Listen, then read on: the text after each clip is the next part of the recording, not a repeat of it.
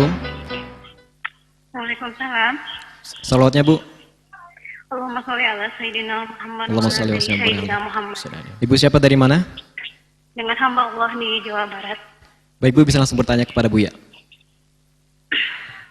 Assalamualaikum Buya. Waalaikumsalam warahmatullahi wabarakatuh. Afwan Buya, izin bertanya dan mohon pencerahannya Buya. Begini Buya, ada seorang laki-laki, katakanlah itu seorang suami, dia bercita-cita ingin bertempat tinggal di dekat masjid supaya bisa sholat 5 waktu di masjid. Dan alhamdulillah harapannya itu tercapai Buya. Pada awalnya memang dia melaksanakan janjinya bahwa dia akan sholat di masjid. Namun lama-kelamaan mulai muncul adanya perbedaan paham di antara para jamaah dan juga imam yang ada di masjid tersebut. Kemudian laki-laki tersebut mencoba untuk memberikan saran, kemudian pendapat untuk memajukan dakwah di masjid tersebut. Namun kurang disambut saran dan pendapatnya sehingga laki-laki tersebut pelan-pelan mundur dari aktivitas di masjid seperti sholat dan azan dan lain-lainnya, sampai sekarang menjadi tidak pernah lagi ke masjid Buya. Jadi gimana ya Buya? Dia bilang katanya merasa tidak dihargai, merasa diacuhkan, merasa tidak ditanggapi saran dan pendapatnya Buya, karena kan dia sekarang sudah paham bagaimana harusnya menjadi imam, fikih-fikih menjadi imam dan makmum, sementara di masjid tersebut tidak sesuai menurut dia dengan fikih yang telah dia pelajari. Mohon pencerahannya Buya, apakah pandangan dari seorang laki-laki tersebut mundur dari aktivitas masjid itu sudah benar? Dia merasa lebih baik sholat di rumah saja, mengimami istrinya dan keluarganya daripada sholat di masjid, tapi imamnya kurang paham tentang fikih menjadi imam. Gitu Buya, mohon pencerahan. Assalamualaikum warahmatullahi wabarakatuh. Waalaikumsalam warahmatullahi wabarakatuh. Kita pergi masjid melakukan sholat berjamaah di masjid, tentunya niatnya adalah karena Allah.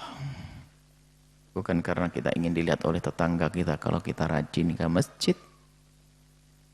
Kalau niatnya hanya ingin dilihat oleh tetangga karena kita rajin di masjid, artinya kita perlu penghargaan dari manusia.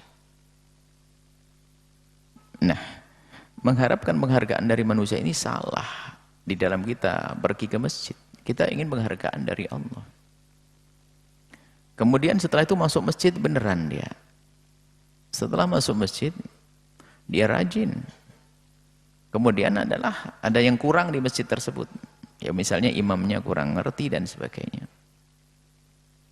Kemudian dia merasa sudah mulai mengerti kan, belajar fikih dan sebagainya. Mungkin punya usulan-usulan. Apakah usulannya usulan dia menjadi imam atau yang lainnya usulan. Nah ini termasuk kelemahan seseorang itu adalah nggak bisa menekan kesombongannya. Jadi mulai bisa sedikit saja langsung seolah-olah harus menjadi segala-galanya. Nah termasuk orang dalam duri dalam daging sebuah perkumpulan itu adalah orang yang punya pendapat harus dipakai. Itu adalah orang sombong. Misalnya kita ngusulkan, kalau namanya usulan tidak harus dipakai dong. Kalau kita punya usulan lalu tidak dipakai kok kita marah, berarti kita ini busuk hati. Kok seolah-olah kita menganggap usulan kita pasti yang benar, kayak Nabi kita turun wahyu kepada kita lalu omongan kita pasti benar. Tapi orang berjuang nggak boleh begitu. Kalau ternyata usulan kita belum dipakai, mungkin memang belum benar usulan kita. Merasa benar itu kan sudah salah, merasa paling hebat. Itu. Jadi kalau usulan kita tidak diterima, ya jangan putus asa lalu tidak mau ke masjid. Alasannya tidak dihargai. Berarti ketemu bahasanya bukan karena Allah. Omongan saya tidak dihargai, omongan saya tidak dianggap. Nah, kalau kita pergi ke masjid seperti itu nggak akan bisa bertahan lama. Bahkan bisakah kita tetap hadir di masjid padahal kita dibully, direndahkan? Nah itu baru hebat. Hanya gara-gara omongannya tidak dianggap saja kok tiba-tiba berhenti dari masjid, berarti dari awal niatnya memang bukan karena Allah. Kalau karena Allah dalam keadaan apapun dia akan bertahan untuk membuat perubahan. Karena apa?